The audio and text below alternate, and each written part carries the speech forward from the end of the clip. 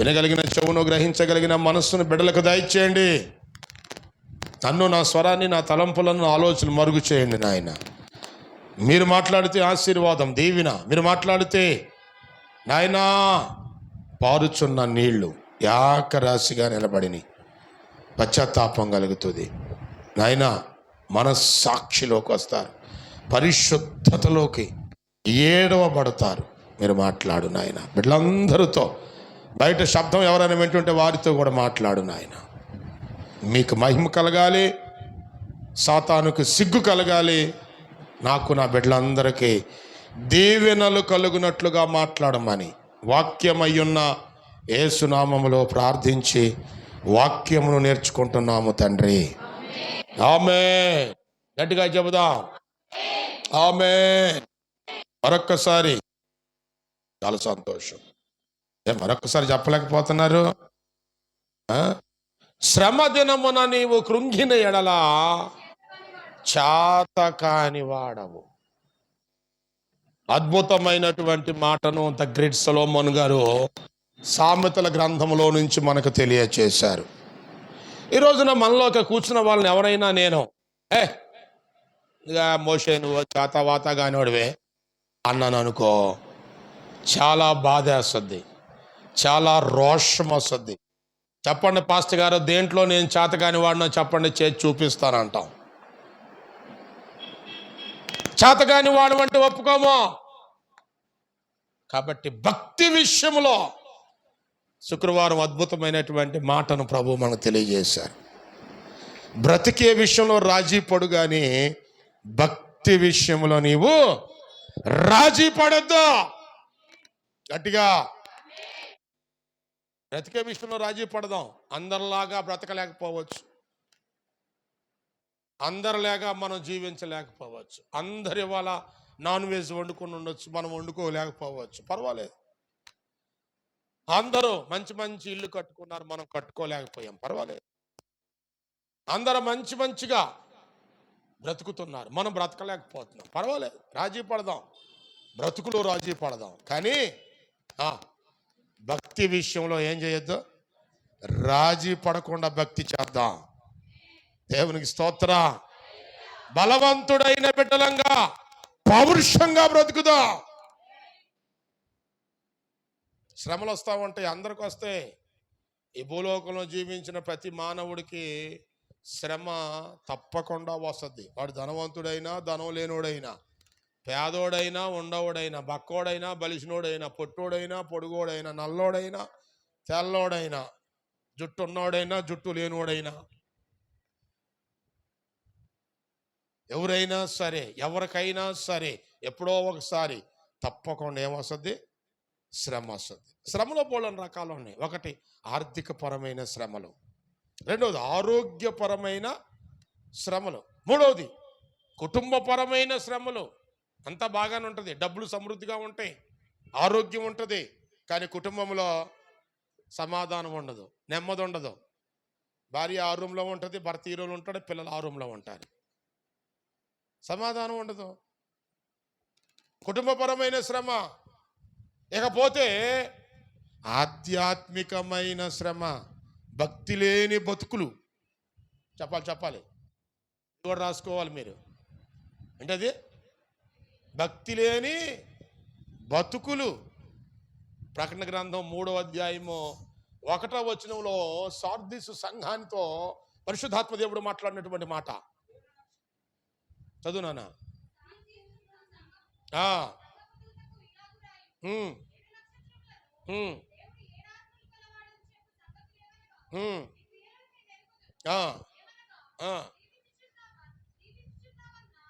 జీవించుచున్నావన్న పేరు మాత్రమే ఉన్నది, కానీ నీవు మృతుడవే.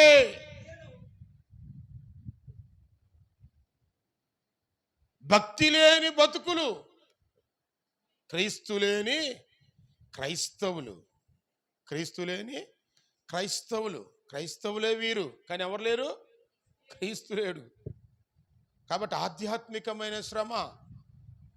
నా ప్రియమైనటువంటి దేవుని బిడ్డలారా, ఈ జూలై నెల 2వ ఆదివారం ఆరాధనకు వచ్చినటువంటి మీరు కానీ, బయట శబ్దం వింటున్నవారు కానీ, లేకపోతే లైవ్లో చూస్తున్నటువంటి వారు కానీ ఎవరైనా సరే, నువ్వే రకమైనటువంటి శ్రమను ఎదుర్కొన్నప్పుడు ఆ శ్రమలో కృంగిపోతే, ఈ శ్రమ నాకే వచ్చింది, నేను ఇక యేసు ప్రభుని వెంబడించలేదులే, దేవుడు నా పక్షాన లేడులే, దేవుడు నా మాట వింటలేదులే, దేవుడు నా మొర వింటలేదులే, దేవుడు నా కన్నీరు చూడలేదులే, నేను దేవుడికి ఇష్టం లేదులే అని కొన్ని కృంగిపోతుంటే ప్రభు మాట్లాడుతున్న మాట, నువ్వు చేతగాని వాడిగా ఉండకూడదు. దానిని క్రీస్తుతో కలిసి, సంఘ కాపరితో కలిసి, సంఘముతో కలిసి జయించేవాడిగా ఉండాలి. ఆమేన్. మన దేవునికి అసాధ్యమైనది ఏది కూడా లేదు. ఆయన సమస్తం కూడా సాధ్యమే. Who is our God? ఎవరు మన దేవుడు? నిర్గమాకాండం 32వ అధ్యాయం, ద బుక్ ఆఫ్ ఎక్సోడస్. నిర్గమాకాండము 32వ అధ్యాయం 39వ వచనము, 29వ వచనము. ఏలయనగా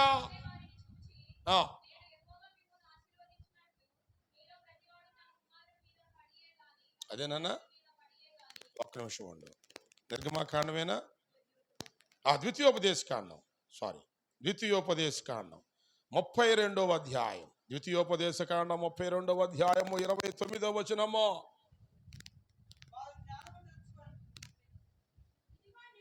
ఇదిగో నేనే దేవుడను. దేవునికి స్తోత్రం. నేను తప్ప మరొక దేవుడు లేడు అని పరిశుద్ధ గ్రంథములో మహాజ్ఞానవంతుడైనటువంటి ఐగుప్తు దేశంలో సకల విద్యలు, సకల శాస్త్రాలు, సకల యొక్క పాండిత్యాన్ని అభ్యసింప చేసినటువంటి పౌలు గారు మాట్లాడుతూ ఈ మహాదేవుని కోసం రాస్తున్నాడు. ఇదిగో నేనే దేవుడను, నేను కాక వేరొక దేవుడు లేడు. దేవునికి స్తోత్ర. ఫస్ట్ ర్యాంక్ అనేది ఒక్కడికే వస్తుంది. ఇద్దరికి వస్తే అది ఫస్ట్ ర్యాంకు కాదు. ఫస్ట్ ర్యాంక్ అనేది ఇద్దరికి రాదు, ఒక్కడికే వస్తుంది. ఒక్కడే దేవుడు, ఒక్కడే భర్త, ఒక్కడే భార్య. నాకు చాలా మంది ఉండాలంటావా? అది నీ ఇష్టమేగా. ఆమేన్. నేనే దేవుడు, నేను కాక వేరొక దేవుడు లేడు. ఎవరంట ఈ దేవుడు? ఏం చేస్తారంట? మృతునందించువాడను బ్రతికించువాడను యెహోవాయే, గాయపరచువాడును గాయము కట్టువాడును యేసుక్రీస్తు ప్రభుల వారే. చెప్పకూడదాం గట్టిగా. దేవునికి స్తోత్రం కలుగునుగా. హల్లెలూయా. నువ్వు ఆరాధిస్తున్నటువంటి దేవుని శక్తి ఏమిటో తెలుసుకో. నువ్వు ఆరాధిస్తున్న దేవుడు ఎలాంటి వాడో తెలుసుకో. నువ్వు ఆరాధిస్తున్న దేవుడు ఏం చేశాడో, ఏం చేయబోతున్నాడో, ఏం చేయాలనుకుంటున్నాడో అది తెలుసుకో. నీ శ్రమను నువ్వు జయించగలుగుతావు. నువ్వు ఎదుర్కొంటున్నటువంటి ఆ మానసికమైన, శారీరకమైన, ఆర్థికమైన, కుటుంబపరమైన, సంఘపరమైన, సమాజపరమైన శ్రమను నువ్వేం చేయగలుగుతావు? జయించుదావు. జయించారు మన పితరులు, జయించారు విశ్వాసపు వీరులు విత్ యేసుక్రీస్తు వారితో, విత్ దైవ సేవకునితో, సంఘముతో కలిసి. ఆమేన్. ఎందుకు ఈ మాటలు చెప్పానంటే, మన 14వ అధ్యాయంలో అబ్రహాము గారి యొక్క తమ్ముడు కొడుకు లోతుతో వచ్చినటువంటి సందర్భం ఈ రోజున జ్ఞాపకం చేసుకుందాం. అబ్రహాము గారి తండ్రి గారు తెరహు కుటుంబంలో తెరహు గారికి ముగ్గురు కొడుకులు. పెద్ద కొడుకు అబ్రహాము గారు, రెండవ కుమారుడు నాహోరు గారు, మూడవ కుమారుడు హారాను గారు. మూడోవాడికి ముందల పిల్లలు పుట్టారు. హారానుకి కొడుకు పుట్టాడు. హారాను కొడుకు లోతు పుట్టంగానే హారాను గారు చనిపోయాడు. ఇక హారాను గారు భార్య ఏమైందో రాయలేదు. అబ్రాహాము గారికి పిల్లలు లేరు. సో కాబట్టి ఈ మూడవ తమ్ముడైనటువంటి హారానుకు పుట్టినటువంటి లోతు పెదనాన్నగారైనటువంటి అబ్రహాము గారి దగ్గర, పెద్దమ్మ గారైనటువంటి శారమ్మ గారి దగ్గర పెరుగుతున్నాడు. మనం కూడా చూడండి, అన్నదమ్ముల దగ్గర ఉన్నారనుకోండి, మన పిల్లలు వాళ్ళ ఇంటికి వెళ్తారు, వాళ్ళ పిల్లలు మన ఇంటికి వస్తూ ఉంటారు. ఒక రోజున వాళ్ళ ఇంట్లో భోజనం చేస్తారు, ఒక రోజున ఈ ఇంట్లో భోజనం చేస్తూ ఉంటారు. అలాగా గడుస్తూ ఉంటుంది. కాబట్టి ఈ మూడవ తమ్ముడైన హారాను కొడుకు లోతు తన తండ్రి చచ్చిపోయిన తర్వాత, తల్లి ఏమైందో రాయబడలేదు కాబట్టి, ఆ కుమారుడైనటువంటి లోతు పెదనాన్నగారి ఇంట్లో పెరుగుతున్నాడు. ఒక రోజున యెహోవా దేవుడు అబ్రహామును దర్శించి, అబ్రహాము, నీ ఊరిని, నీ గ్రామాన్ని, నీ బంధువుల్ని, మీ వాళ్ళని అందరిని విడిచిపెట్టి నేను చూపించే దేశానికి నువ్వు బయలుదేరమన్నాడు. అబ్రహాము శారమ్మ చక్కగా మూటలు కట్టేసుకుంటున్నారు వెళ్ళిపోవడానికి. ఈ లోతు అటు ఇటు తిరుక్కుంటూ ఇంటికి వచ్చాడు. ఇంటికి రాగానే పెద్దమ్మ పెదనాన్న ఏం చేస్తున్నారు? మూటలు కడుతున్నారు. పెద్దమ్మ ఎక్కడికి బయలుదేరుతున్నారు అన్నాడు. అప్పుడు పెద్దనాన్నగారు చెప్పారు, అయ్యా మమ్మల్ని దేవుడు ఏం చేయమన్నాడు? ఎక్కడి నుంచి మమ్మల్ని వెళ్ళిపోమన్నాడు, కాబట్టి మేము వెళ్ళిపోతున్నావురా అన్నాడు. పెదనాన్న మీరు వెళ్ళిపోతే మరి నాకు మా అమ్మగారు నాన్నగారు లేరు కదా, మరి నేను కూడా మీతో పాటే వచ్చేస్తాను అన్నాడు. వెరీ గుడ్, వచ్చేసేరా అన్నాడు. అబ్రాహాముతో పాటు లోతు కూడా బయలుదేరి వెళ్ళిపోయాడు. అబ్రహామును వెంబడించినటువంటి లోతును కూడా దేవుడు దీవించాడు. దేవునికి స్తోత్ర. దైవ సేవకుని ఎప్పుడైతే మనం మనస్ఫూర్తిగా వెంబడిస్తామో, దైవ సేవకుని మాటలకు లోబడతామో, దైవ సేవకుడు చెప్పినటువంటి బోధల అడుగుజాడల్లో మనం నడుస్తామో, దేవుడు నిశ్చయముగా ఆశీర్వదిస్తాడు. కాబట్టి అబ్రహామును వెంబడించినటువంటి లోతును కూడా దేవుడు ఏం చేశాడు? బహుగా ఆశీర్వదించాడు. ఇప్పుడు అబ్రహాముకి వెండి బంగార పశువులు, ఒంటెలు, గుర్రాలు, గాడిదలు, గుర్రాలు,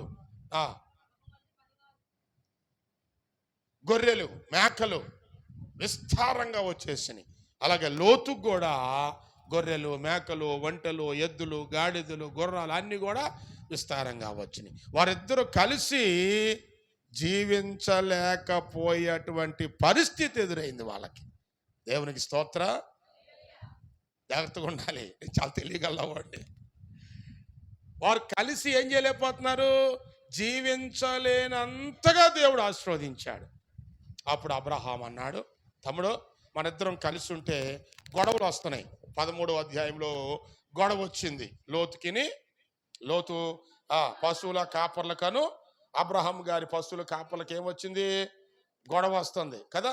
అన్నదమ్ములు బాగానే ఉంటారు, మధ్యలో వస్తారు వీళ్ళు. ఎవరో ఈ స్త్రీలు. ఎవరో ఒక్కళ్ళని అంటలేదేంట్రా? ఎవరాళ్ళు? ఈ స్త్రీలు. 13వ అధ్యాయము 7వ వచనము. అప్పుడు అబ్రహాము పశువుల కాపర్లకును లోతు పశువుల కాపర్లకి ఏమొచ్చింది? గొడవ వచ్చింది. పిల్లల దగ్గర అయినా గొడవ వస్తుంది, ఈ స్త్రీల దగ్గర అయినా ఏమొస్తుంది? గొడవ వస్తుంది. కాబట్టి గొడవ వచ్చింది. అప్పుడు అబ్రహాం అన్నాడు, ఒరే నువ్వు నేను అన్నదమ్ములమే. అంటే లోతు అన్న తమ్ముడు కాదు. వీళ్ళు అబ్రహాంతో పాటు లోతు కూడా వెళ్ళిపోయాడు కదా.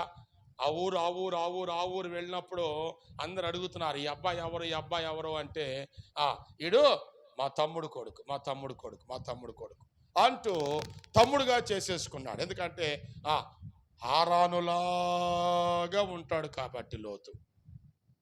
కాబట్టి తమ్ముడు, నువ్వు తూర్పుకి వెళ్తే నేను పడమరకి వెళ్తాను, నువ్వు పడమరకి వెళ్తే నేను తూర్పుకి వెళ్ళిపోతాను, నువ్వు నీ ఇష్టం వచ్చిన ప్రదేశానికి వెళ్ళమన్నాడు. అప్పుడు లోతు ఏమనాలి? అనియా, నువ్వు దైవ సేవకుడివి, నువ్వు దేవుని చేత అభిషేకించబడినవాడు, నువ్వు పెద్దవాడివి, నువ్వు ఏ దిక్కుకు వెళ్ళమంటే నేను ఆ దిక్కుకు వెళతాను అని అనుకోకుండా వాడంతటికి వాడు ఏం చేశాడు? నిర్ణయం తీసుకుని సొదొమ గొమొర్రా పట్టణాల దగ్గర గుడారం వేసుకొని బ్రతుకుతున్న కాలంలో ఇప్పుడు 14వ అధ్యాయం దగ్గరికి వచ్చాం. రాజులకి ఏమొచ్చిందంటే యుద్ధం వచ్చింది. 5 రాజులు ఒక పక్కన, 4 రాజులు ఒక పక్కన, 9 మంది కలిసి ఏం చేశారు? యుద్ధం ఆడుకుంటున్నారు. యుద్ధం చేస్తూ ఈ సొదొమ గొమొర్రాలను పరిపాలిస్తున్న రాజులను ఓడించి వారి రాజ్యాలను శత్రు రాజులు హస్తగతం చేసుకున్నారు.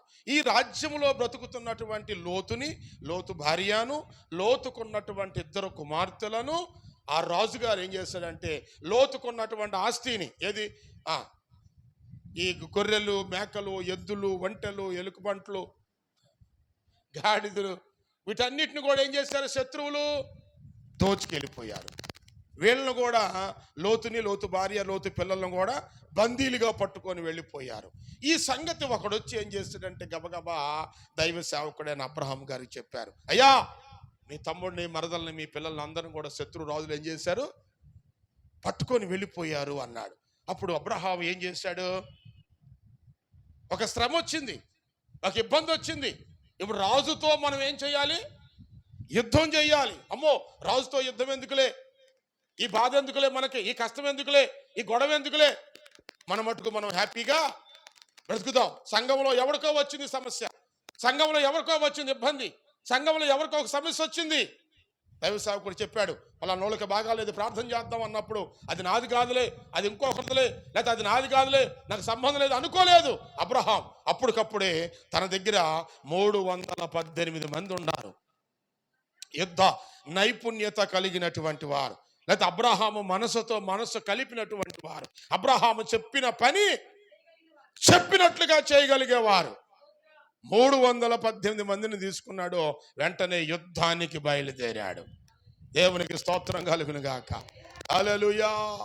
అంత పెద్ద రాజుతో మనకు యుద్ధం ఎందుకులే, అయినా అది వచ్చింది నా మీదకి రాలేదు కదా, వాడెవడి మీదకో వచ్చింది కదా, లేకపోతే వాడు నా చెప్పిన మాట వినుకోకుండా పోయాడు కదా, నా మాట వినలేదు కదా, నాకు లోబడలేదు కదా అనుకోలేదు. శ్రమ వచ్చినప్పుడు అందరూ కలిసి ఒకే తాటి మీదకి రావాలి. దేవుని స్తోత్ర. సంఘమంతా కలిసి, సంఘములో ఎవరికి శ్రమ వచ్చినా, సంఘములో ఎవరికి బాధ వచ్చినా, సంఘములో ఎవరికి ఇబ్బంది వచ్చినా, సంఘములో సాతాను ఎవరిని బలవంతం పెట్టినా అందరూ కలిసి ఆ సమస్యను ఏం చేయాలి? దైవ సేవకునితో కలిసి ఎదుర్కొని గొప్ప విజయాన్ని సొంతం చేసుకోవాలి. దేవునికి స్తోత్ర. ఆయన దగ్గర ఎంతమంది ఉన్నారు? అబ్రహాం గారి దగ్గర 318 మంది. 14వ వచనాన్ని చదువుదాం.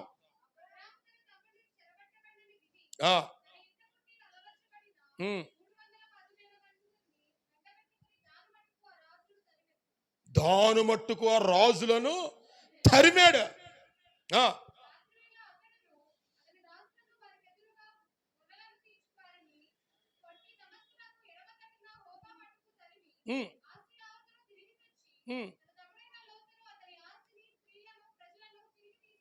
దేవునికి స్తోత్రం చెబుదా. హల్లెలూయా. ఈరోజు నా పాఠం ఏంటంటే, నువ్వు ఏదైతే పోగొట్టుకున్నావో, ఏదైతే నువ్వు కోల్పోయావో, నీ ఆస్తిని కోల్పోయావా, నీ ఆధ్యాత్మిక స్థితిని కోల్పోయావా, నీ ప్రార్థన కోల్పోయావా, నీ భక్తిని కోల్పోయావా, నీ పరిశుద్ధతను కోల్పోయావా, దేవునితో నీకున్న సహవాసాన్ని కోల్పోయావా, దాన్ని మరలా తిరిగి సంపాదించాలి. అది నీ ఒక్కడితో సాధ్యం కాదు. అది దైవ సేవకుడితో కలిసి, అది సంఘముతో కలిసి. అబ్రహాం ఒక్కడే వెళ్ళలేదు యుద్ధానికి, తనతో పాటు తన సైన్యాన్ని తీసుకొని బయలుదేరాడు. దేవునికి స్తోత్ర. ప్రార్థన చేసే వీరులను తీసుకొని ఏం చేయాలి? ఒక సమస్య వచ్చినప్పుడు ఆ సమస్య కొరకు ప్రార్థన చేద్దాం అని దైవ సేవకుడు ప్రకటన చేయగలనే. ఒక కుటుంబంలో ప్రార్థన ఉంది, ఆ కుటుంబం కొరకు ప్రార్థన చేద్దామని దైవ సేవకుడు ప్రకటన చేయగానే, వాళ్ళు వచ్చి నన్ను పిలవలేదుగా, వాళ్ళు వచ్చి నన్ను బొట్టు పెట్టి ఏం చేయలేదు, పేరంటానికి పిలిచినట్టు నన్ను పిలవలేదుగా అని మానేయకూడదు. దైవ సేవకుడు గ్రూప్లో పెట్టినప్పుడు, దైవ సేవకుడు ప్రకటన చేసినప్పుడు పలోమని వాళ్ళ ఇంటికి ఏం చేయటమే, వెళ్ళిపోయి వారి కొరకు ఏం చేయాలి? మనము ప్రార్థన అనబడిన యుద్ధం చేయాలి. దేవునికి స్తోత్ర. అక్కడ అబ్రహాం కత్తులతో, గుడియలతో, బరిషలతో, గొడ్డలతో, పోట కత్తులతో, మరణ ఆయుధాలతో యుద్ధం చేశాడు. మనకు ఆ మరణాదాయాలు అవసరం లేదు. మన ఆయుధాలు వేరుగా ఉన్నాయి. ఏంటి మన ఆయుధాలు? కొరింథీయులకు రాసిన 2వ పత్రిక 10వ అధ్యాయం. కొరింథీయులకు రాసినటువంటి 2వ పత్రిక, కొరింథీయులకు రాసిన 2వ పత్రిక 10వ అధ్యాయము 3వ వచనాన్ని జ్ఞాపకం చేసుకుందాం. మేము శరీరధారులమై నడుచుకున్నాను, శరీర ప్రకారము. మన యుద్ధం శరీరంతో కాదండి. రావే, దమ్ముంటే చూసుకో, నీ పతాపం నా పతాపం అని గబగబా తలగా ముడేసేసి కిస్తాబికిచ్చేసి రా చూసుకుందా. మనం శరీరంతో యుద్ధం చేసే వాళ్ళమే కాదు. ఏమంటున్నాడు పౌలు గారు? మా యుద్ధోపకరణములు శరీర సంబంధమైనవి కావు గాని దేవుని ఎదుట బలమైనటువంటి దుర్గములను, బలమైన కోట గోడలను, బలమైన సాతాను కట్టిన నిన్ను నీ కుటుంబానికి ఆశీర్వాదాలు రాకుండా, దీవులు రాకుండా, స్వస్థత రాకుండా, మేలు జరగకుండా అది కోట గోడ కట్టిని చూసావా? ఆ కోట గోడలను కోల్చగలిగిన ఆయుధాలు ప్రార్థన అనే ఆయుధం, ఉపవాసం అనే ఆయుధం, కన్నీటి ప్రార్థన అనే ఒక బలమైన ఆయుధం. సంఘమంతటితో కలిసి ప్రార్థన చేసే ఒక అణుబాంబు లాంటిది. ఆమేన్. మన యుద్ధోపకరణాలు శరీర సంబంధమైనవి కావు. అక్కడ శరీర సంబంధమైన ఆయుధాలు ఉపయోగించారు. కానీ ఈ రోజున పోగొట్టుకున్న దాన్ని తిరిగి తెచ్చుకోవడానికి నీ కుటుంబంలో సాతాను పట్టుకుపోయాడు, అక్కడ లోతును పట్టుకుపోయారు. ఇక్కడ నీ కుటుంబంలో సాతాను ఎవరినో ఒకడు, నీ కుటుంబంలో నీ కొడుకునో, నీ కూతురునో, నీ చెల్లినో, నీ తల్లినో, నీ అక్కనో, నీ వదినో, నీ పిన్నినో, బావనో, బామర్దినో సాతాను పట్టేసుకొని పోయాడు. లోకంలోకి ఏం చేశాడు? వెళ్ళిపోయాడు. భక్తిలో నుంచి భక్తిహీనలతో దిగజారిపోయారు. వాళ్ళను మళ్ళా తిరిగి ఏం చేయాలి? మనము తిరిగి సాతాను చెరలో నుంచి ఏం చేయాలి? విడిపించాలి. ఆమేన్. చనిపోయారు వాళ్ళు. చనిపోయిన వాళ్ళు ఏం చేయాలి? మళ్ళా మనము తిరిగి బ్రతికించాలి. సంఘంతో కలిసి, సంఘ కాపరితో కలిసి. అందుకని చాలాసార్లు కుటుంబ ప్రార్థన పెట్టుకోమంటే చాలామంది కుటుంబ ప్రార్థన పెట్టుకోవడానికి సందేహిస్తూ ఉంటారు, భయపడుతూ ఉంటారు. అమ్మో, కుటుంబ ప్రార్థన పెట్టుకుంటే ఒక ఖర్చు అయిద్దేమో, ఒక 10 మంది 15 మంది వస్తే వాళ్ళందరికీ భోజనాలు పెట్టాలేమో, టీలు ఇవ్వాలేమో, పాస్టర్ గారి కానుకలు ఇవ్వాలేమో, ఇలా భయపడకూడదు.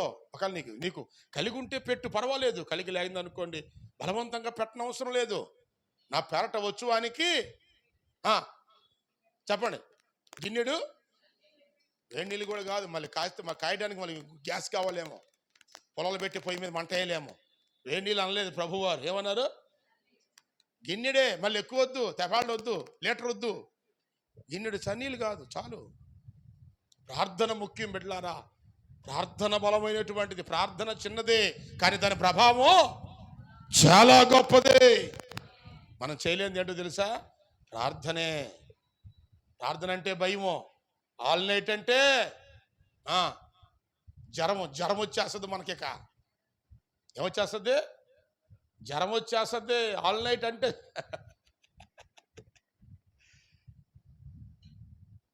పుట్టప్పుడు 12 గంటల దాకా తిరిగేవాళ్ళు మన 11 గంటలు చూస్తే రోడ్డు మీద ఎవడు కనపట్ల.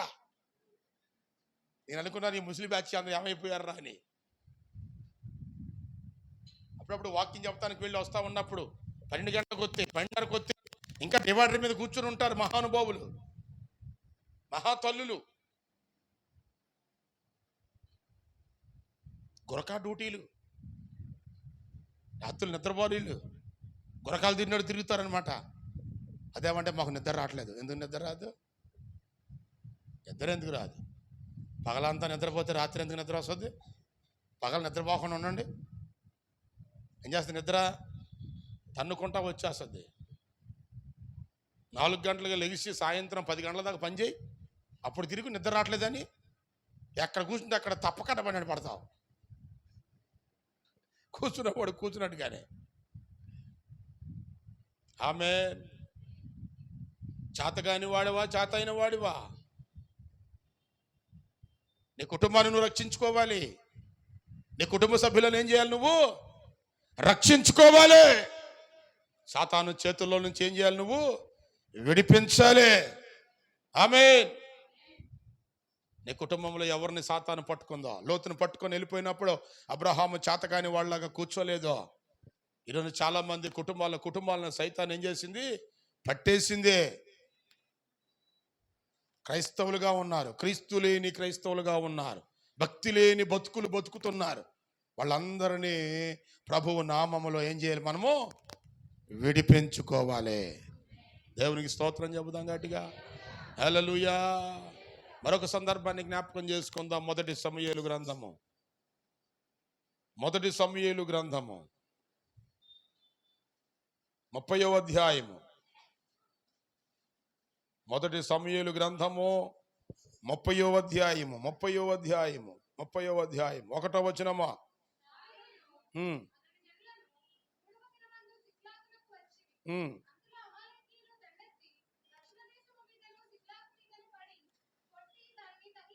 ఉమ్. ఘనులనేమి అల్పులనేమి అందులోనున్న ఆడువారిని అందరిని చెరపట్టుకొని చంపక వారిని తీసుకొని వెళ్ళిపోయారు. దావీదును అతని జనులను పట్టణమునకు వచ్చి అది కాల్చబడి ఉండుటయు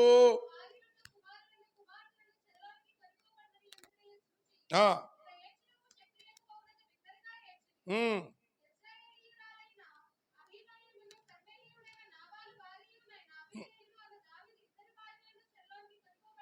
ఉమ్, ఉమ్,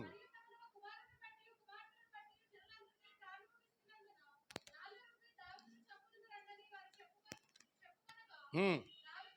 దావీదు తన దేవుడైన యెహోవాను బట్టి ధైర్యము తెచ్చుకొని చెప్పదాం. దేవునికి స్తోత్ర. నీవేమా ధైర్యము, నీ కృపయే ఆధారము. ఎవరు మనకు ధైర్యం? మన బలము మనకు ధైర్యం కాదు. బలమంతా ఏదో ఒక రోజున వెళ్ళిపోద్ది. మన ధనము మనకు ధైర్యం కాదు. మన ధనము ఒక రోజు మనం విడిచిపెట్టి వెళ్ళిపోద్ది. మన బలగం మనకు ధైర్యం కాదు. మన బలగం అంతా ఒక రోజున మన అన్న, మన తమ్ముడు, మన చెల్లి, అక్క అందరు కూడా మనం విడిచిపెట్టి ఏదో ఒక రోజు ఏం చేస్తారు? వెళ్ళిపోతారు. ఎవరు మన బలము? యేసుక్రీస్తు వారే మన బలము. దేవునికి స్తోత్ర. దావీదు అంటున్నాడు, ఆ ఫిలిస్తీయుడు అంటున్నాడు, ఏంట్రా కర్ర పట్టుకుని వస్తున్నావు నా మీదకి, నేనేమో కుక్క పిల్ల కనపడుతున్నానా అంటున్నాడు. ఇశ్రాయేలీల దేవుడైన యెహోవా పేరట నేను నీ మీదకు వస్తున్నాను. అది మన బలము. ఆమేన్. షడ్రకు మేషకు అబ్దెగోలు అంటున్నారు, రాజా ఈ దేవుడు మా దేవుడు అగ్నిగుండం నుంచి రక్షించగలిగిన సమర్థుడు. ఒకవేళ రక్షించకపోయినప్పటికీ దేవునికి స్తోత్రం కలుగును గాక.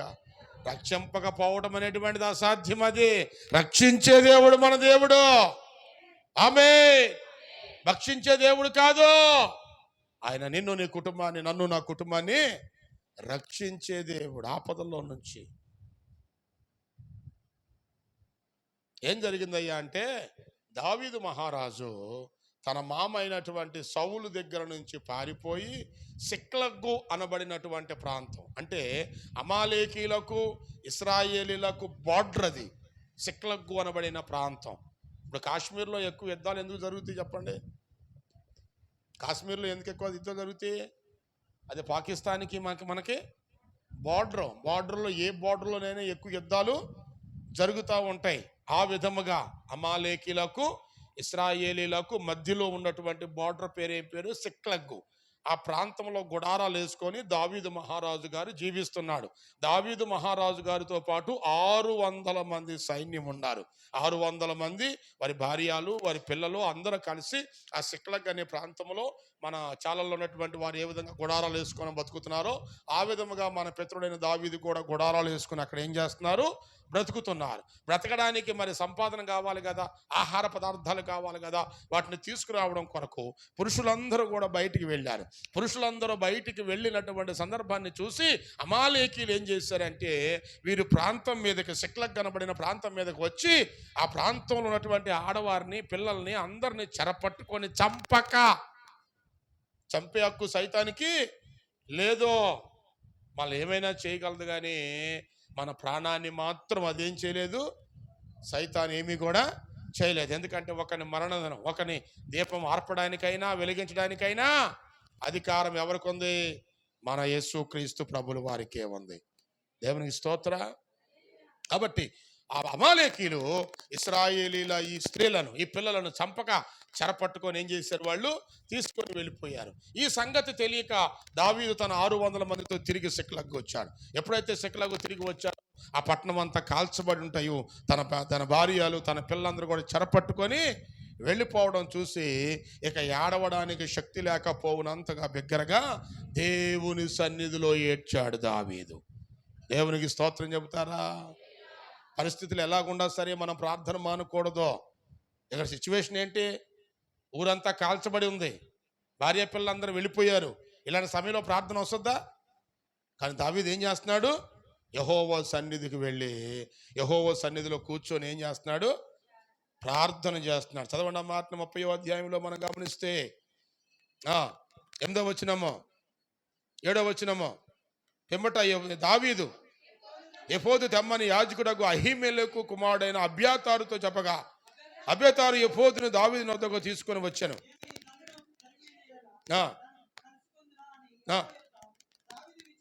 దావీదు దేవుని దగ్గర ప్రార్థన చేయగా.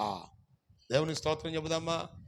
మన పరిస్థితులు ఎలాగుండా సరే పిల్లరా, ప్రార్థన ఏం చేయకూడదు, మనము మానకూడదు. ఎందుకంటే ప్రార్థనే మన ఆయుధం, ప్రార్థనే మన బలము, ప్రార్థనే మన శక్తి, ప్రార్థనే మన ఊపిరి. ఆమేన్. మన ఊపిరి ప్రార్థన. ప్రార్థన ఆగిపోతే ఊపిరి ఆగిపోయినట్టే. రేపక చక్కగా ఏసీ బిగిచ్చాడు గోపిగాడు. మాసం తెచ్చాడా? ఆదివారం అంటే చక్కగా తలస్నానం చేసి ఉతికిన బట్టలు కట్టుకొని బైబిల్ పట్టుకొని పాటల పుస్తకం పట్టుకొని ఇంటికాడే చిల్లర మార్చుకొని రండి. రూపాయికి 2 10 రూపాయలు. ఎక్కడికి వచ్చి చిల్లర అడగమాకండి. చిల్లర ఇవే రూపాయి నీ కానికేస్తాను. లేదే ఇవ్వవే. ఇక్కడికి వచ్చాడు. ఇంటికాడే నువ్వు ఎంత కానుకేయాలనుకుంటున్నావో ఇంటికాడే ఆ కానుకొని జాగ్రత్తగా పట్టుకొని వచ్చి దైవ సన్నిధికి రావాలి. విశ్రాంతి దినాన్ని పరిశుద్ధముగా ఆచరించు. ఆమేన్. విశ్రాంతి దినం రోజునైనా దెబ్బలాడకూడదు. విశ్రాంతి దినం రోజునైనా కనీసం చెప్పాలి, దేవునికి విరుద్ధమైన పనులు చేయకుండా ఉండండి. అంటే మిగతా రోజులు చేయమని కాదు, మీరే చెప్పారుగా పాస్టర్ గారు అంటారు మళ్ళీ.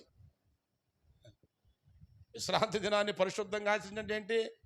ఆ రోజునైనా కనీసం పండగ రోజునైనా పప్పలు ఉండవారాజుని అన్నట్లుగా. ఆమేన్. 600 మంది కలిసి బయలుదేరారు. తన భార్యలు చెరపట్టబడ్డారు, తన పిల్లలు చెరపట్టబడ్డారు, తన ఆస్తి అంతా దొంగలు దోచుకుపోయారు. శ్రమ వచ్చిందని దావీదు కుంగిపోలేదు. శ్రమ వచ్చిందని చెప్పేసి అని భయపడిపోలేదు, బాధపడిపోలేదు, నలిగిపోలేదు, కూర్చోలేదు. అందరూ తిరుగుబాటు చేశారు. అందరూ ఏం చేశారు? దావీదు మీదకి తిరుగుబాటు చేశారు. దావీదును చంపడానికి రాళ్ళు ఎత్తారంటండి. దావీదు ఏం చేయగలుగుతాడు? అందరూ కలిసి యుద్ధానికి బయలుదేరారు. పదండి వెళ్ళి ఎవరైతే మన భార్యలను తీసుకెళ్ళిపోయారు, ఎవరైతే మన పిల్లలను తీసుకుపోయారు, ఎవరైతే మన ఆస్తిని దోచుకుపోయారో వాళ్ళతో యుద్ధం చేసి మళ్ళా తెచ్చుకుందాం. దేవునికి స్తోత్రం చెబుదామా. నీతిమంతుడు 7 సార్లు పడినని ఏం చేస్తాడు? తిరిగి లెగుస్తాడు. చేతైనోడు మళ్ళీ లెగుతాడు, చేతగానోడు ఏం చేస్తాడు? అక్కడే ఉండిపోతాడు. ఒక జిరాఫీ నడుస్తూ నడుస్తూ నడుస్తూ ఊబిలో ఏం చేసింది? కూరుకుపోయింది. అది ఉదయం నుంచి సాయంత్రం వరకు పోరాడుతూనే ఉంది దాంట్లో నుంచి బయటికి రావడం కోసం.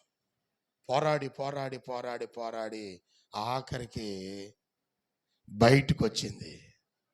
దేవునికి స్తోత్రం చెబుదామా. పోరాడాలి. ప్రభు నీకు సహాయం చేస్తారు. నువ్వు ఒక అడుగేయి, యేసుక్రీస్తు వారు నిన్ను 100 అడుగులు వేపిస్తాడు ఆయన.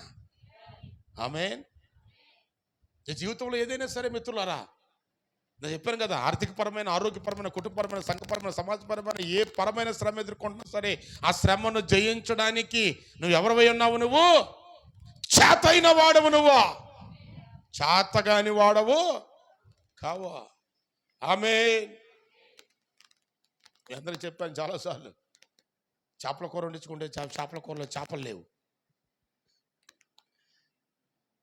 చేపల కూర వండితే దాంట్లో ఏమి లేవు? చేపలు లేవు. చేపలన్నీ జ్యూస్ అయిపోయినాయి. శుభ్రంగా స్నానం చేసి వచ్చి లుంగి కట్టుకొని ఫ్యాన్ 5లో పెట్టుకొని చేపల కూర తీసురా అంటే తీసుకొచ్చింది పాస్టమ్మ గారి చేపల కూర. వేడివేడిగా, మనం ఏదైనా వేడివేడిగా తింటాం అలవాటు నాకు. వేడివేడిగా ఉప్పు ఉప్పు అనుకోండి తినాలా.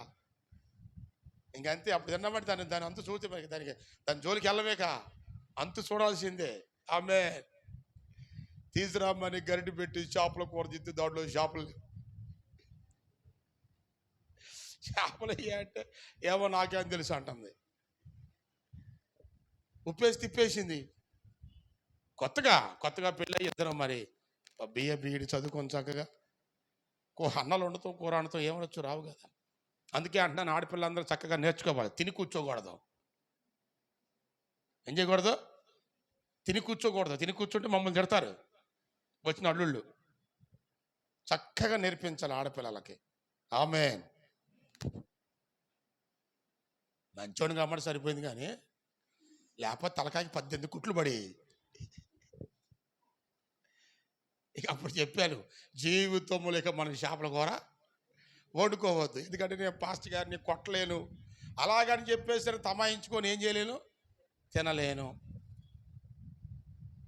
అప్పుడు చెప్పింది, లేదండి నేను మళ్ళీ ఒకసారి ప్రయత్నం చేస్తాను.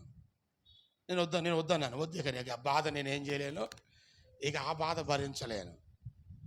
లేదు మళ్ళీ ప్రయత్నం చేద్దామని మళ్ళీ ప్రయత్నం చేసి ఇప్పటికి చక్కగా అద్భుతంగా చక్కగా వండటం ఏం చేసింది, నేర్చుకుంది. దేవుని స్తోత్రం చెబుదామా.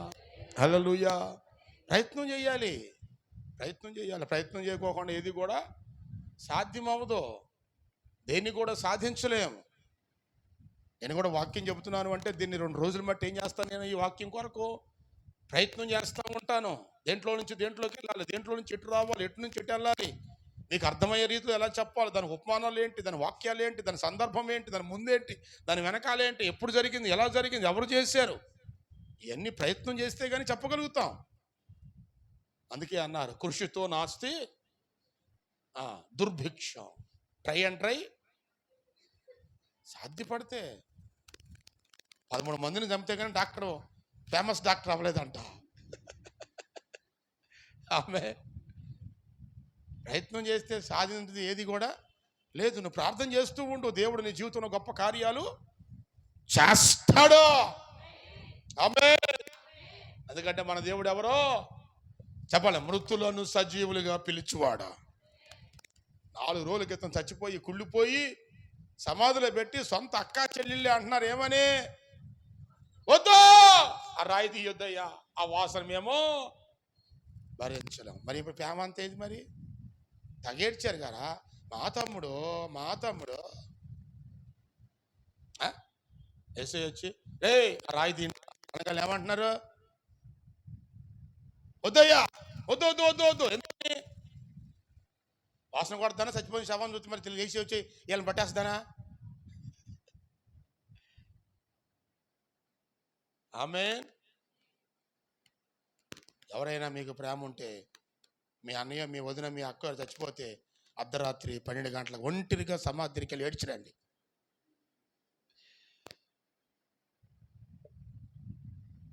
ఎవరు వెళ్ళరు అప్పుడు కదా, ఎవరో అక్కడ దాకా ఎందుకు, చచ్చిపోయిన 3వ రోజున ఎందుకు ఇల్లు ఖాళీ చేసిపోతారు మీరు? చచ్చిపోయిన 3వ రోజు ఇల్లంతా ఎందుకు ఖాళీ చేయాలి? ఖాళీ చేసి ఏం చేస్తున్నారు, కొండకెళ్ళి అక్కడ పడుకొని రాత్రి అంతా తెల్లారిపోతున్న వస్తున్నారు. ఎందుకు వెళ్ళాలి? ఆ రాత్రి వాళ్ళు లేచి అక్కడ తిరుగుతాడు కాబట్టి, బతికుంటే నీ పేక కొరికేసి నిన్ను కూడా గోడ మీదగా ఫోటో ఎక్కిస్తాడు కాబట్టి.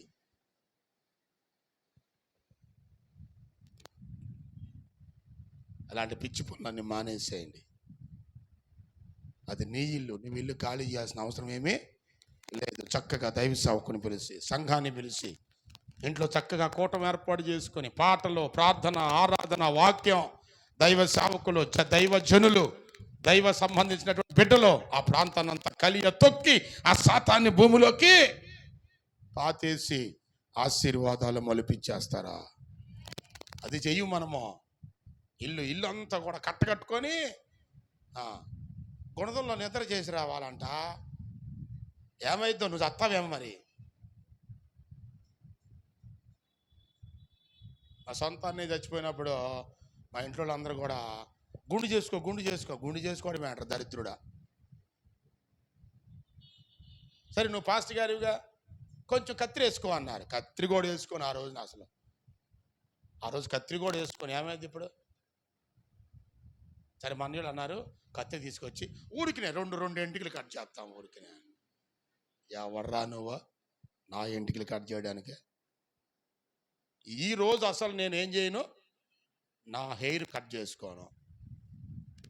ఆమె పిచ్చి పనులు చేయకూడదు, చెయ్యాల్సినేమో మానేస్తున్నాం, చేయకూడనేమో చేస్తున్నాం. అది క్రీస్తు లేని బ్రతుకులంటే, క్రైస్తవులంటే.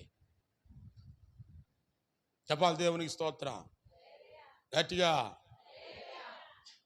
యుద్ధం చేసి మరలా మన వాళ్ళని ఏం చేయాలి, మనము తీసుకొచ్చుకోవాలి. దేవునికి స్తోత్ర.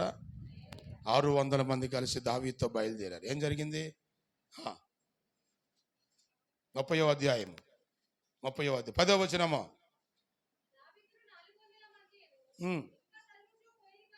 ఒక్క నిమిషం. 9వ వచనము. కాబట్టి దావీదును అతని యుద్ధను 600 మంది బయలుదేరి బెసేరు వాగు గట్టుకి రాగా వారిలో 200 మంది తెచ్చుకున్న బొవ్వ తిని ఆ నీళ్లు తాగి అక్కడ పడుకున్న గురకలు తెస్తున్నారు. 600 మంది బయలుదేరారు. 600 మంది బయలుదేరి ఏం చేశారు? ఆ వాగు దగ్గరికి వచ్చారు. ఆ వాగు దగ్గర నీళ్లు తాగి ఏం చేశారు? 200 మంది అక్కడ ఏం చేశారు? ఆగిపోయారు. ఆల్ నైట్ ప్రార్థన అంటే సగం మంది సభ, ఉపవాస ప్రార్థన అంటే 70 మంది గుండెల్లో దడొచ్చేస్తుంది అనమాట. యుద్ధం చేయకోకుండా విజయాలు ఎలా వస్తాయి? ఉపవాసం ఉండకోకుండా, కన్నీరు గార్చుకోకుండా. ఏమండి ఎవరికప్పుడు చెప్పిన నొప్పులు పడకోకుండా పిల్లల్ని ఎలా కంటారండి? నొప్పు రాకోకుండా పిల్లల్ని ఎలాగంటారు? ఆపరేషన్ అయినా నొప్పి పడుతుంది కదా. ఆపరేషన్ చేసి పిల్లల్ని అంటామంటే ఆపరేషన్ చేసినప్పుడు కూడా ఏం పడుతుంది? నొప్పి వస్తుంది కదా. తర్వాత నొప్పి రాదా? అప్పుడు వచ్చేస్తారు, అప్పుడు తెలియదు అనుకో. ఆ తర్వాత నొప్పి వస్తుంది కదా. నొప్పి లేకోకుండా అందమైన బిడ్డలు కావాలంటే అది అసాధ్యము. అది అసాధ్యం. వాళ్ళు అడాప్ట్ అంటారా? అది నీ బిడ్డ కాదు, అది నీ బిడ్డ కాదు. అది ఇంకోటి ఏంటి? అది ఇంకోటి ఏంటి? అడాప్ట్ కాకుండా ఇంకోటి ఏంటి? సరోజేశాన్ని ఇవన్నీ మన పిల్లలు కదా. మన పొట్టలో పెరగాలి 9 నెలల్లో. దేవునికి స్తోత్ర. విషు అంత అమ్మ అదిగో తన్నాడు. ఆనందం అంతా అనుభవించాలి. ఆమేన్. ప్రార్థన చేస్తూ ఉండగా తలకాయ తీసుకెళ్ళి భూమి మీద గుద్దుకొని యేసయ్యా నీకు స్తోత్రం తండ్రి. ఆ అనుభూతి చెందొద్దు. స్తోత్రం స్తోత్రం స్తోత్రం అని మెల్లగా నిద్రలోకి వెళ్తుంటే నాలాంటి గడుసు పాస్టర్ గారు ఆమేన్ అనగానే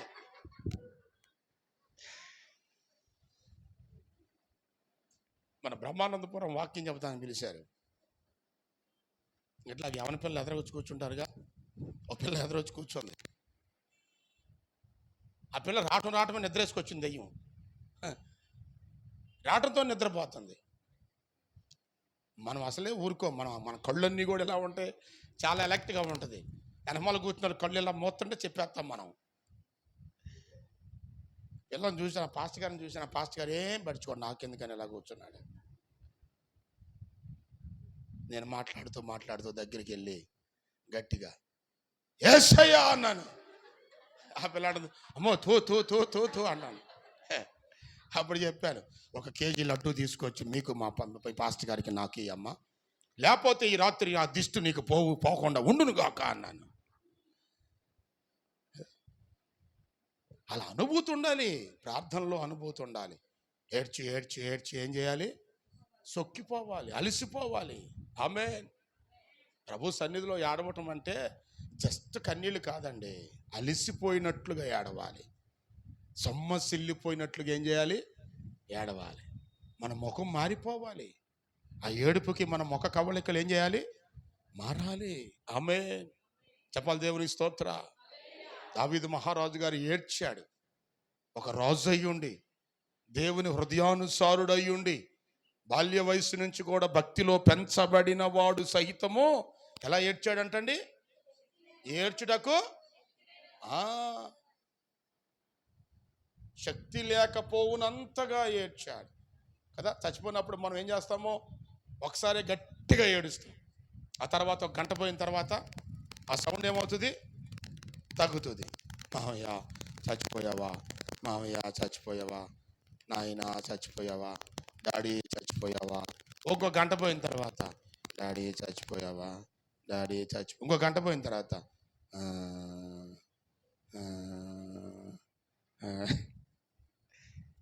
ఒరే అక్క వచ్చిందిరా, అక్క చచ్చిపోయాడా, అక్క. ఓపిక లేదు. ఏమైపోయింది? ఏడ్చి ఏడ్చి ఓపిక అయిపోయింది. నేనేమన్నా మిమ్మల్ని బాధపరుస్తాక అంటలేదు. ఎవరైనా సరే, నేనైనా సరే ఒక గంట ఎడుతాను. ఆ గంట పోయిన తర్వాత ఏమవుతుంది? మా అన్నయ్య చచ్చిపోయాడు. వాడంటే నాకు చాలా ఇష్టం. ఎందుకంటే వాడు భార్య బిడ్డలు లేనివాడు, దిక్కు లేనివాడు, మా రెండో వాడు. నేను చాలా ప్రేమించేవాడు వాడిని. వాడు చచ్చిపోయాడు అనవసరంగా. చాలా ఏడ్చాను. ఒక గంట సేపు ఏడ్చాను, 2 గంటలు ఏడ్చాను. ఆ తర్వాత ఇంక వెళ్ళిపోయి ఒక పక్కకి వెళ్ళిపోయి కుర్చీలో కూర్చున్నాను. నీకు ఏడుపు రాలేదే, అయిపోయింది. కాబట్టి దైవ సన్నిధిలో మనము ఓపిక అయిపోయేంత వరకు ఏడవాలి. ఆ తర్వాత దేవుడు నీతో మాట్లాడుతూ మొదలు పెడతాడు. దేవుని స్తోత్ర. ఒక్క చుక్క కన్నీరు గార్చడం కాదు. ఏడవటం అంటే హాస్టల్లో సెలవు కోసం ఉల్లిపాయ కంట్లో పెట్టుకొని ఏడవటం కాదు కదా. ఆ నిమ్మకాయ కళ్ళల్లో పిండితే ఏమవుతుంది? ఎదురా పాట, ఏం పాట? పెళ్లిపోల నీ పాట ఏం పాటరా? చలయేరులా ఏం పాడరా? కురిసింది తొలకరి వాన నా గుండెలో. అమ్మ పాడాడు చలయేరులా. ఆమేన్ చెప్పాలి. దేవుని స్తోత్రం. 200 మంది ఏం చేశారంట? ఆగిపోయారు. 200 మంది ఆగిపోయారని చెప్పేస్తే ఏం చేయలేదు, ఆగలేదు. ఎవరి కోసం నువ్వు ఆగడానికి వీల్లేదు. ఆగేళ్ళు ఆగిపోతా ఉంటారు. మనం ఏం చేయాలి? మనం యుద్ధంలో చేసుకుంటా వెళ్ళిపోవటమే. 400 మందిని తీసుకొని వెళ్ళిపోయి దావీదు ఆ అమాలేకీలతో ఏం చేశారు వాళ్ళు? చూడండి, 18వ వచనం చదువుకుందాం. ఇలాగున దావీదు అమాలేకీలు దోచుకుపోయిన దాని అంతటా తిరిగి తెచ్చుకొనేను. మరియు అతడు తన 2 భార్యలను రక్షించిన కుమారులేమి కుమార్తెలేమి దోపుడు సమయం వారు ఎత్తుకొని పోయిన ధనంతలో కొద్దిదేమి గొప్పదేమి ఏది తక్కువ కాకుండా దావీదు సమస్తమును దేవుని సహాయముతో రక్షించాడు. అడిగా చెప్ప దేవునికి స్తోత్ర. శ్రమ దినమున నువ్వు కృంగిని ఎడలా నువ్వు చాతగాని వాడిగా ఉండకూడదు. నా ప్రియమైన బిడ్డలారా, ఈ మధ్యాహ్న కాల సమయంలో ఒకవేళ నీ కుటుంబంలో ఎవరైనా సాతాను చేతిలో చిక్కడిపోతే వారిని మనం కలిసి ఏం చేద్దాం? మళ్ళా తిరిగి రక్షించుకుందాం. ఒక సమూహాన్ని వేసుకొని వెళ్ళాలి. ఆమేన్. కొత్త నిబంధనలో మీకు మాట చూపిస్తాను. చూడండి, లూకాసు శుభవార్త 7వ అధ్యాయం. లూకాసు సువార్త 7వ అధ్యాయం. లూకాసు శుభవార్త 7వ అధ్యాయం 11వ వచనాన్ని జ్ఞాపకం చేసుకుందాం. వెంటనే ఆయన ఒక ఊరికి వెళ్ళుచుండగా ఆయన శిష్యులు బహుజన సమూహము ఆయనతో కూడా ఆ ఊరి గవిని యొద్దకు వచ్చినప్పుడు చనిపోయిన వాడు ఒకడు వెలుపలకి, చనిపోయిన వాడిని బతికించడానికి దేవుడు ఏం చేశాడు? ఒక సమూహాన్ని తీసుకొని వెళ్ళాడు. దేవుని స్తోత్రం చెబుదామా? హల్లెలూయా. యేసుక్రీస్తు ప్రభుల వారు, వారితో పాటు శిష్యులు, వారితో పాటు ఒక జన సమూహాన్ని వేసుకొని చచ్చిపోయిన వాడిని బ్రతికించడానికి ఆ ఊరు వెళ్ళాడు ప్రభువారు. ఈ రోజున ఏ కుటుంబంలో అయితే మృతులైపోయారు, ఏ కుటుంబం అయితే ఆర్థిక పరిస్థితుల్లో బాధపడుతున్నారు, ఏ కుటుంబం అయితే ఆరోగ్య పరిస్థితులతో బాధపడుతున్నారో ఆ కుటుంబానికి మన సంఘముతో కూడా వెళ్ళి వారి కొరకు ప్రార్థించి ఆ కుటుంబాన్ని మరలా తిరిగి దేవుని కొరకు మనము సంపాదించుదుముగాక. విడిచిపెట్టొద్దు. వాళ్ళు మన అవసరం కోరపోతే మనం ఏం చేయలేం కదా. ఒకవేళ కోరలేదనుకోండి, మనం ఏం చేయగలుగుతాం? అయ్యా మా ఇంట్లో ప్రార్థన పెట్టండి అనాలి. ఎందుకంటే నీ ఇంటిని సాతాను ఏం చేసింది? కబ్జా చేసింది. నీ ఇంట్లో ఉన్న వాళ్ళని ఏం చేసింది? సైతాను ఏం చేసింది? చెరపట్టుకొని వెళ్ళిపోయింది.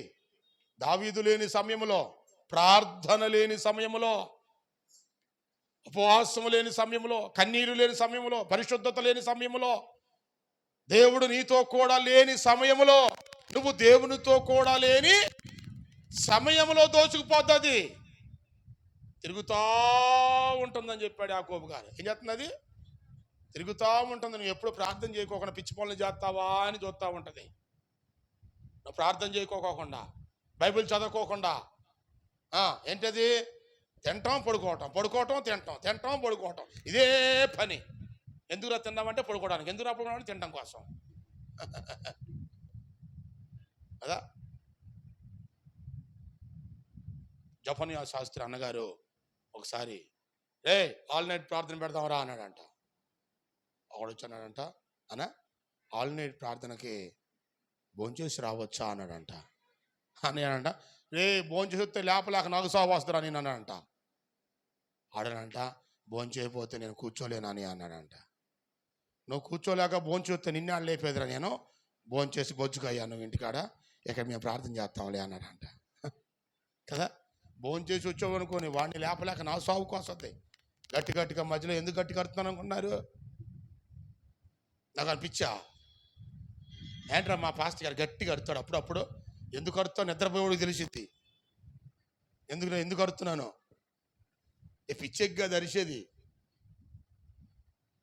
స్తోత్ర అప్పుడు అన్న లెగుతాడని. సంపాదించుకుందాం. ఆమేన్. ఎవరైతే మన కుటుంబంలో సాతాను చేతిలో చిక్కడిపోయారో, ప్రార్థనలో వెనకడిపోయారో, భక్తిలో వెనకడిపోయారో, పరిశుద్ధతలో వెనకబడిపోయారో, వాళ్ళ మళ్ళా క్రీస్తుతో కలిసి, సంఘముతో కలిసి, కాపరితో కలిసి ఏం చేద్దాం? వాళ్ళ మనము సంపాదించుకుందాము. దేవునికి స్తోత్రం చెబుదాం. ఉపవాస ప్రార్థనలు ఉండాలి,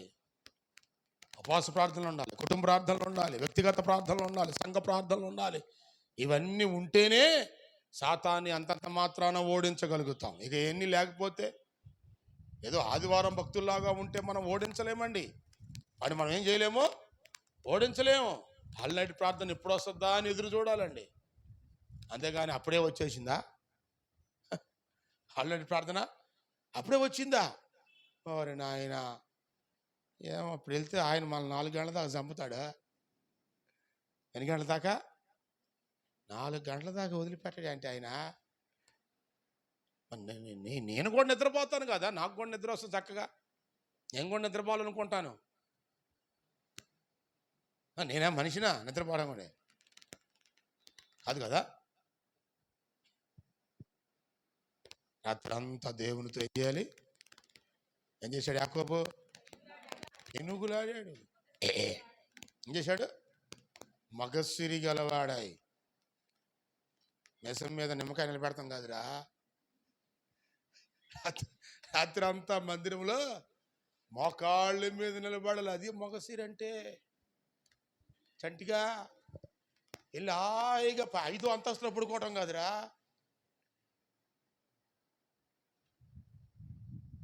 ఉపవాస ప్రార్థన ఎక్కడా? తుదికోవటం ఎక్కడా? రోకోటికిలు ఎక్కడా? తిరుగుతూ ఉండాలి. దేవునికి స్తోత్రం కలుగును గాక. కేఏ పాల్ గారు వాళ్ళ నాన్నగారు బర్నబాస్ గారు, వారు గోను సంచులు తయారు చేసే ఫ్యాక్టరీలో పనిచేసేవాడు. ఆ పని 5 గంటలకు అయిపోయేది. అయిపోగానే జూట్ మిల్ అంటారు, నెల్లిమర్ల జూట్ మిల్లు. ఆ పని అయిపోగానే గబగబ వచ్చి స్నానం చేసి బట్టలు వేసుకొని ఎక్కడ ప్రార్థన సైకిల్ వేసుకొని ఏం చేసాడంట? వెళ్ళిపోతూ ఉండేవాళ్ళంట. అందరూ అనేవాళ్ళంట, ఏదో పిచ్చారా నీకు అని మెంటలేరా, మేమందరం కూడా పని చేసాం, హాయిగా ఇంటికి వెళ్ళి స్నానం చేసి పడుకుంటున్నాం, నువ్వేంట్రా పెద్దగా ప్రార్థన అంటావు. ఆ దైవ సేవకుడు అలా ప్రార్థన చేయబట్టి ఆయన కొడుకుని దేవుడు ఏం చేశాడు? ఊహించనంత ఎత్తుకి ఎదిగించాడు. దేవుని స్తోత్ర. బర్నబాస్ గారికి వాళ్ళ నాన్నగారికి ఏమీ లేదు. కేఏ పాల్ గారు చెబుతూ ఉంటారు అప్పుడప్పుడు, సాక్షి విన్నారో లేదో, వాళ్ళ ఊరు నేను వెళ్ళాను కాబట్టి. బర్నబాస్ గారి ఊరు వెళ్ళాను నేను, కేఏ పాల్ గారు వాళ్ళ ఊరు. నువ్వు ప్రార్థన చేయి. రాబోతున్న కాలంలో దేవుడు నీ బిడ్డలను ఎలా దీవిస్తాడో అది నీకు తెలియదు. ఆయన దాచి ఉంచిన మేలు ఎంతో గొప్పది. ఆమేన్. ఎంత గొప్పది? నువ్వు వివరించలేనంత, నేను ఊహించలేనంత. ఆమేన్ చెబుదామా? అన్యాయస్తుడు కాదు ఆయన, అన్యాయస్తుడు కాదు. ఆఖరికి ఒక మాట చెబుతాను, రక్త సంబంధాలు. నువ్వు మంచి భక్తి చేయి, నువ్వు మంచి భక్తి చేయి, నీ పిల్లలను ఎలా దీవించబడాలో ఆయన చూసుకుంటాడు. ఆయన ఆయన చూసుకుంటాడు, అది ఆయన చూసుకుంటాడు. ఆయనకి అప్పగించాయి. నువ్వు భక్తిలో నడువు, నీ పరిశుద్ధతలో నడువు, నువ్వు నీతిగా నడువు, నువ్వు సంఘానికి సంఘ కాపరికి లోబడి నడువు. దేవుడు చూసుకుంటాడు నీ బిడ్డలను దీవించే విషయం. కళ్ళు మూసుకుందాం అందరం కూడా, అందరూ కూడా కళ్ళు మూసుకో, మోకరించుదాం. శ్రమ దినమున నీవు కృంగినెడలా చాతగాని వాడవు. చాతైన వాడువా, చాతగాని వాడువా? ప్రార్థన చేద్దాం. అందరూ నోరు తెరిచి, ప్రభువా భక్తి జీవితంలో నాకు పోరాటము నేర్పించండి అయ్యా. చెప్పండి. భక్తి జీవితంలో నేను పోరాడటం నేర్పించండి నాయనా.